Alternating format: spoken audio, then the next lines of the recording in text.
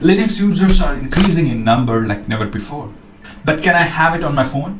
Or can I have it as an app inside? Well, the answer is yes. We are in the time when we can have the Linux environment inside our phone as an app, thanks to Termux. So hello everyone, I'm Rajneesh Gupta, cybersecurity author and practitioner.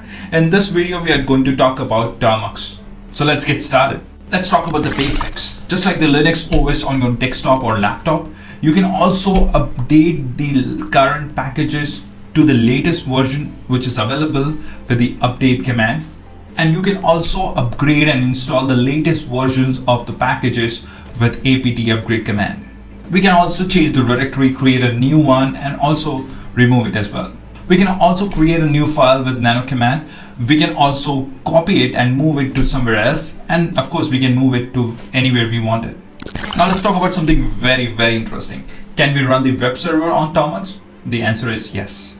We can install and run the Ubuntu server on Termux using the same command we use on Ubuntu.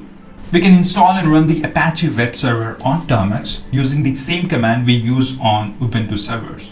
You can start or stop the service or check the current status of the Apache web service as well. You can create a new homepage or modify the existing index page hosted in the Apache 2 directory.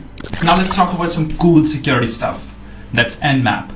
Can we have Nmap Scanner on Termux? The answer is yes. You can install the Nmap Scanner the way we do it on the Ubuntu machines as well. You can run the discovery scan to see all the connected devices in your home.